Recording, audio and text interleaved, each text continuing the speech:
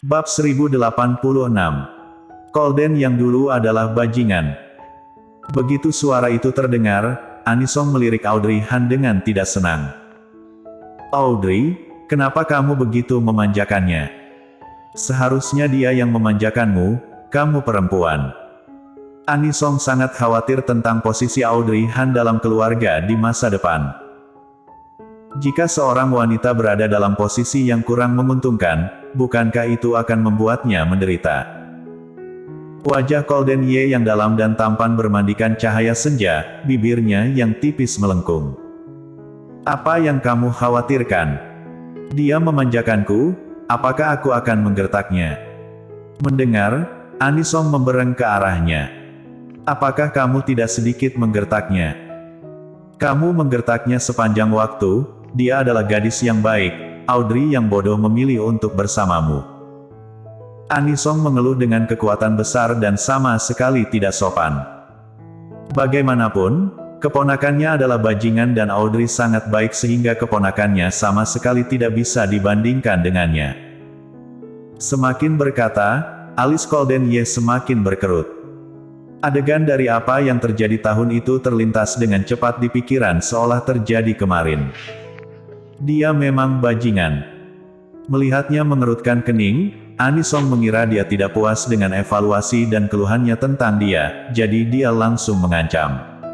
"Apa? Bibi bilang begitu kamu sudah tidak bahagia ya? Jika kamu menggertak Audrey di masa depan, jangan salahkan aku karena tidak mengakuimu sebagai keponakanku lagi." Audrey Han sangat terhibur oleh Anisong, sudut bibirnya tersenyum. "Bibi, dia baru bangun belum lama ini, jadi jangan. Ini adalah kesalahanku." Suara pria yang teredam tiba-tiba meminta maaf, menyebabkan Audrey Han dan Anisong tidak bisa menanggapi. Mereka memandang Kolden Ye untuk alasan yang tidak diketahui. Mata Kolden Ye berapi-api, menatap Audrey Han dari dekat. Matanya serius dan tegas dan emosi yang kuat ditekan dalam suaranya. Senyum di sudut bibir Audrey Han berangsur-angsur menghilang dan ekspresi yang sedikit serius muncul di wajahnya sebagai gantinya. "Kamu?"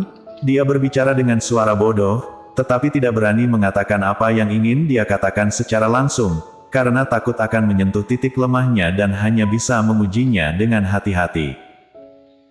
Bahkan Anisong di samping memperhatikan sesuatu, merasakan suasana di bangsal menjadi tegang, mengerutkan kening tetapi tidak berbicara. "Iya." Di bawah tatapan tidak pasti Audrey Han, Kolden Ye mengangguk ringan dan berkata dengan lemah, "Aku ingat semuanya." Dia sudah mengingat semuanya. Setelah berbaring, dia seperti kembali ke masa lalu dan semua hal yang ada di pikirannya telah berlalu, seolah-olah dia telah mimpi 3 kehidupan. Kolden merasa bahwa yang ada dalam mimpi itu tidak nyata, karena setiap kali terjadi sesuatu ia merasa bahwa itu adalah hal yang dia alami. Dia tidak bisa menghabiskan waktu di sini. Ia ingin mencari wanita yang menunggunya di masa depan. Dalam mimpinya, Kolden Ye sesekali mendengar beberapa gumaman, sangat dekat dengannya dan sepertinya itu datang dari Cakrawala. Singkatnya, dirinya bisa bangun sekarang, mengingat semuanya dan kekasih berdiri tepat di depannya. Suasana di bangsal sangat hening. "Koldenmu dulu bajingan, tapi tidak akan pernah lagi di masa depan." Hidung Audrey Han mulai sakit dan menggigit bibir bawahnya dengan ringan, bahkan tangan yang tergantung di sampingnya diam-diam mengepal. Kolden sudah mengingat semuanya. Audrey masih berpikir, lupakan saja jika dia tidak bisa mengingatnya. Toh, baginya, yang penting adalah perasaan di antara keduanya, bukan kenangan bersama. Tanpa diduga, setelah berbaring beberapa hari ini, Kolden benar-benar mengingat semuanya. "Apakah kamu ingin memberikan sisa hidupmu untuk bajingan ini? Biarkan dia menebusmu dan merawatmu seumur hidup." Mata Audrey Han berlinangan air mata dan hampir tidak bisa melihat pria di depannya dengan jelas.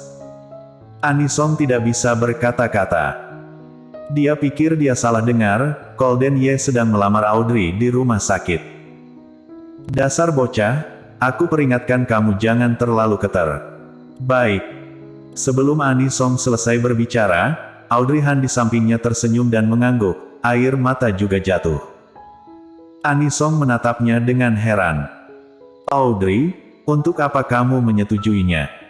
Bocah ini tidak memiliki ketulusan. Audrey Han tertawa dan meneteskan air mata. Golden Ye berjuang untuk bangun dan berjalan ke arahnya. Aura pria yang kuat langsung datang dan mengangkat tangannya untuk menghapus air mata dari sudut mata Audrey Han. Tapi Audrey Han mungkin terlalu tersentuh, air mata terus jatuh dan tidak bisa berhenti sama sekali. Golden Ye ragu-ragu sejenak, lalu menundukkan kepalanya dan mencium sudut matanya, menyedot air mata untuknya. Anisong, baiklah, dia di sini untuk melihat mereka bermesraan hari ini. Tapi karena keponakannya baru saja bangun, biarkan saja dia begitu. Setelah pemeriksaan pada hari yang sama, ia langsung dipulangkan tanpa ada keadaan khusus. Karena Golden Ye baru saja bangun, Jerry Yuchi berencana mengadakan perjamuan untuk merayakannya, hanya mengundang kerabat dan teman. Oleh karena itu, keluarga Gita, Audrey Han, Arthur Xiao dan Ani Song hadir pada hari perjamuan. Karena jumlah orang yang relatif sedikit, Audrey Han mengundang desainer dari perusahaannya untuk bergabung dengan mereka.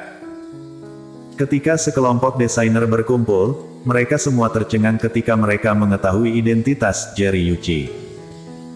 Talita merintih, Dewi idamanku luar biasa, dia sudah luar biasa dan orang yang dia cari juga sangat luar biasa. Aduh, aku harus bekerja keras untuk menjadi luar biasa dan mencari orang yang luar biasa. Ketika Marcel Wang di samping mendengar kata-kata ini, dia cemas. Kalau begitu aku akan menemanimu bekerja lebih keras dan menjadi lebih baik. Di sisi lainnya, Gita tinggal di tempat yang sama dengan Audrey Han dan bergosip dengannya. Kudengar Tuan Muda Ye langsung melamar ke rumah sakit di hari dia bangun. Saat disebutkan, jantung Audrey Han masih berdetak dan mengangguk dengan pipi kemerahan. Bukan begitu kan? Aku kira itu palsu, tidak disangka itu kenyataan. Gita memegang dagunya dengan kedua tangannya, dengan ekspresi iri, hanya mendengarkan saja sudah membuatku kagum, bagaimana ini? Setelah berbicara, dia mengubah topik pembicaraan lagi. Ngomong-ngomong, kamu memintaku untuk membawa orang tuaku. Aku awalnya tidak ingin menyetujuinya, tapi tidak disangka ketika memberitahu mereka sangat bersemangat, jadi aku membawa mereka datang untuk bermain. Tidak masalah. Biarkan Paman dan Bibi bersenang-senang di sini. Pintu terbuka dengan satu klik dan Gita melihat Golden Ye masuk. Ketika melihatnya, Golden terkejut dan tidak menyangka Gita ada di sini.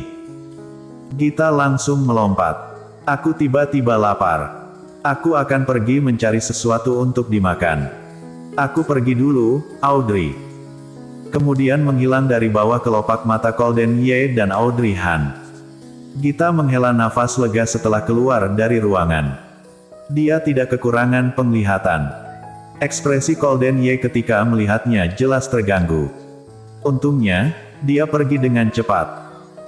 Tidak banyak orang yang diundang ke perjamuan, tapi bagaimanapun juga itu adalah perjamuan perayaan, jadi lebih banyak orang dari biasanya. Ketika Gita berjalan, ada wajah-wajah yang familiar di sepanjang jalan. Bagaimanapun, mereka adalah orang-orang dari perusahaan sebelumnya. Gita, mengapa kamu tiba-tiba meninggalkan pekerjaanmu? Di mana kamu bekerja sekarang? Melihat kamu menghilang dari perusahaan secara diam-diam, kupikir kamu bertikai dengan Audrey. Sepertinya tidak ada hal seperti itu. Sekelompok orang terus mengajukan pertanyaan kepada Gita. Bersambung.